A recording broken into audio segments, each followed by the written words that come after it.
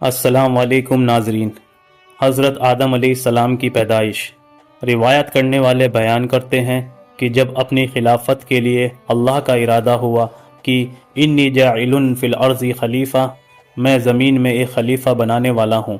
जब हज़रत इज़राइल को हुक्म हुआ कि हर किस्म की लाल, सफ़ेद और काली मिट्टी एक मुट्ठी लेकर आएं और अल्लाह के हुक्म के मुताबिक मक्का और ताइफ के दरमियान रखी गई। अल्लाह ने उस मिट्टी पर अपनी रहमत की बारिश की और उसी मिट्टी की खमीर से हज़रत आदम अलैहिस्सलाम का पुतला तैयार किया। 40 वर्ष तक वह पुतला बेजान पड़ा रहा। जब अल्लाह ने चाहा कि हज़रत आदम अलैहिस्सलाम का सितारा रोशन हो और आदम की औलाद इंसान का दर्जा पूरी दुनिया में बुलंद हो, तो रूह को हुक्म दिया कि आदम के जिस्म में उतर। उस नर्म रूह ने सख्त मिट्टी में जाने से इनकार किया। रब का हुक्म रूह को पहुंचा कि ए जान, इस बदन में दाखिल हो। फिर जब रूह आदम के सिर की तरफ से दाखिल हुई तो जिस जिस जगह पहुंच जाती, पत्थर बना जिस्म मांस हड्डी में बदलता चला गया। जब सीने तक पहुंची तो हज़रत आदम ने उठने का इरादा किया, वहीं ज़मीन पर गिर पड़े। शायद इसीलिए कुरान मजीद में फरमाया गया कि इंसान बड़ा जल्दबाज है। उसी हालत में हज़रत आदम ने छींका, अल्लाह की ओर से इल्हाम हुआ और कहा, अल्हम्दुलिल्लाह, तमाम तारीफ़ें अल्लाह की हैं। उस करीम रहीम ने अपनी रहमत से फरमाया, यरहमुकुल्लाह, अल्लाह आप पर रहमत फरमाए। ये अल्लाह की रहमत का पहला जलवा था। इसके बाद अल्लाह के हुक्म से एक फरिश्ता बहिश्त से सजा सजाया जोड़ा लाया, हज़रत को पहनाया और इज़्ज़त के साथ तख्त पर बिठाया। नकल है कि हज़रत आदम अलैहिस्सलाम की पैदाइश के वक्त फरिश्ते आपस में कहते थे कि अल्लाह खाक से पैदा करके जिस हस्ती को खिलाफत की गद्दी पर बिठाएगा तो वह खुद के नज़दीक हमसे ज़्यादा अजीज़ ना होगा, और गैब के जानने वाले के दरबार में हम जो दिन रात रहते हैं, हमें उम्मीद है कि हमारा इल्म इससे ज़्यादा होगा। फिर हक़ ताला ने तमाम चीज़ों के नाम हज़रत आदम को सिखला दिए। फरिश्तों को हुक्म दिया कि अगर तुम सच्चे हो तो इन चीज़ों के नाम बताओ। फरिश्ते जवाब न दे सके। अपनी गलती मानते हुए बोले, पाक है तू, हम तो सिर्फ उतना ही जानते हैं जितना तूने सिखलाया, और तुझसे बढ़कर जानने वाला कौन है।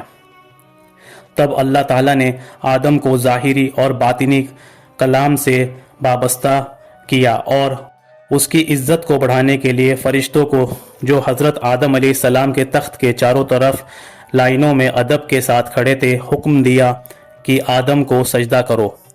तमाम फ़रिश्तों ने हज़रत आदम को सजदा किया, मगर इब्लीस ने इनकार कर दिया और बोला कि मैं आदम से बेहतर हूँ, इसलिए कि मुझे आग से और आदम को मिट्टी से पैदा किया गया।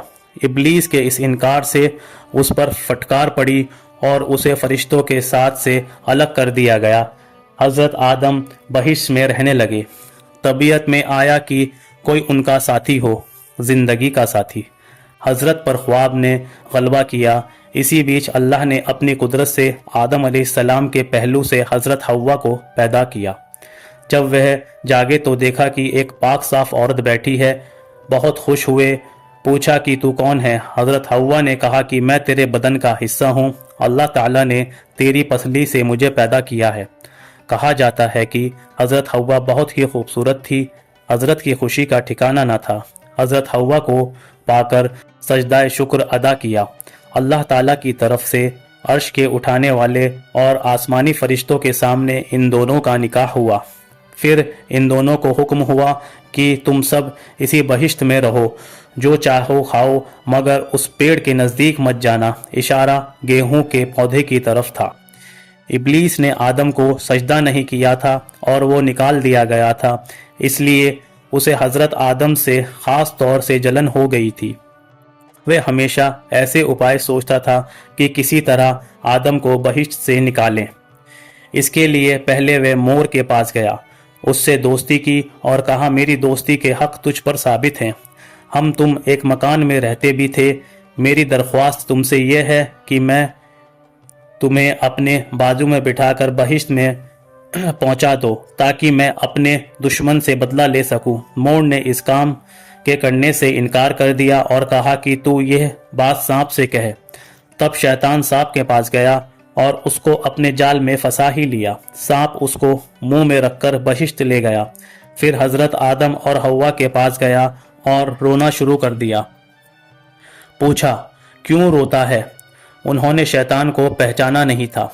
शैतान ने कहा, मैं तुमको नसीहत करता हूँ, मुझको तो तुम्हारे हाल पर रोना आता है कि तुम इस बहिश्त से निकाले जाओगे और ये बहिश्त की नेमतें तुमसे सब की सब ले ली जाएंगी और ज़िंदगी की लज्जत के बजाय मौत के दर्द का मज़ा चखोगे। दोनों ने शैतान की जब ये बातें सुनी तो बड़ा गम हुआ। इबलीस ने कहा, अगर तुम मेरा कहना मानो, तुम को एक पेड़ बताऊं, अगर थोड़ा फल उसका खाओगे तो हमेशा जिंदा रहोगे और मौत की शक्ल कभी ना देखोगे। हजरत आदम ने पूछा, वे कौन सा है? शैतान ने कहा, वही पेड़ है जिसे खाने से अल्लाह ताला ने मना किया है। हजरत आदम ने इस बात को कबूल नहीं किया कि मैं खुदा की कभी नाफरमानी ना करूँगा। जब शैतान ने कसम खाई कि मैं तुम्हारा भला चाहता हूँ, तो भी वह इस नाफरमानी के लिए तैयार न हुए और उठकर चले गए। फिर शैतान ने हज़रत हव्वा की खिदमत में जाकर इस तरह उनके दिल में भी वसवसे डाले और सांप ने शैतान के कहने पर गवाही दी। हज़रत हव्वा ने हज़रत आदम से फरमाया कि सांप तो बहिश्त का खादिम है और वह शैतान के हक़ में गवाही दे रहा है, तो मैं पहले इस पेड़ का फल खाती हूँ। अगर कोई बात पड़े तो मेरे वास्ते खुदा से माफ़ी मांग लेना, और नहीं तो तुम भी खाओ कि हम तुम दोनों तमाम उम्र बहिश्त की नेमतों को चैन से खाया करें।